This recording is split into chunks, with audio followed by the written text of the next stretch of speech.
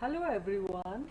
In this video, I am going to tell you the effect of barrier potential on the half wave rectified output. When the practical silicon diode model is used with the barrier potential of 0.7 volt taken into consideration, the peak half wave output value for the forward biased region becomes 0.7 volt, less than the peak value of the input. Now I will tell you how it happens. As you can see, this is the input waveform denoted by Vi. The instantaneous value of the applied signal Vi is given by Vi is equal to Vm sine omega t, where Vm is the peak value of the input voltage. Now here we will see that the conducting region for the diode are the time instants between T1 and T2. Why it is so?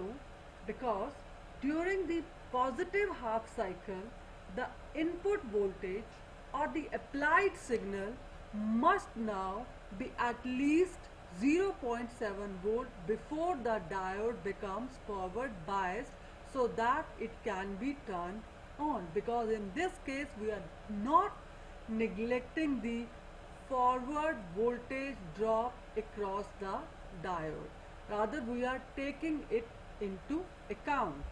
So when the input voltage amplitude is less than when the input voltage amplitude is less than 0.0 volt from 0 to T1, from 0 to T1, as well as from T2 to capital T by 2, where capital T is the time period of the input wave, the diode is non-conducting, which means it is open or in off state, and therefore the output across the RL is 0 between the time instants 0 and T1 and T2 and capital T by 2.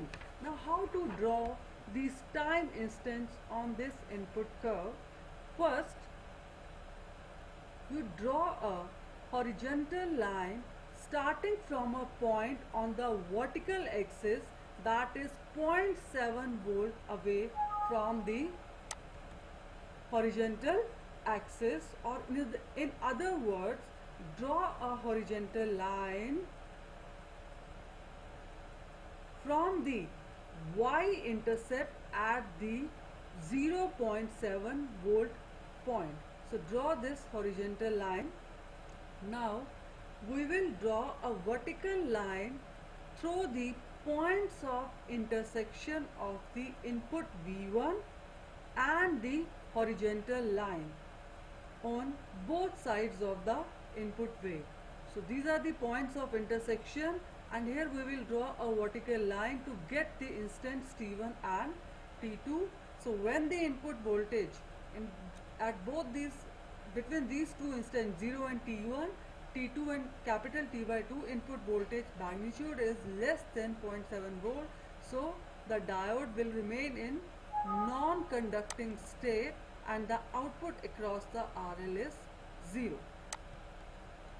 Now the expression for the peak output voltage is, if we apply KVL in this circuit, this is the circuit, half wave rectifier circuit. Here we have considered a voltage drop of 0.7 volt across the diode.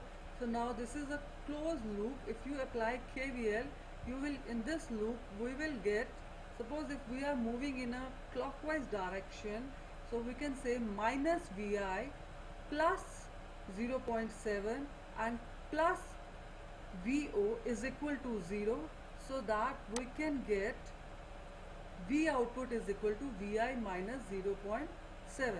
That's why we can conclude that the output voltage is 0.7 volt less than the input voltage. So what will be the net effect? The net effect is a reduction in an area above the axis, which naturally means a decrease in the resulting DC voltage level or an average value of the output wave. So here again I have shown you the sinusoidal input with time period capital T. This is our reference level of 0.7 volt, where we have drawn a horizontal line, and here I have shown you that the peak value of output is Vm minus Vt, or you can say Vm minus 0.7 volt. So we get offset due to this barrier potential, or we can say diode forward voltage. So this is all about how barrier potential of a practical diode affects the half wave rectified signal. Thank you so much for listening so patiently.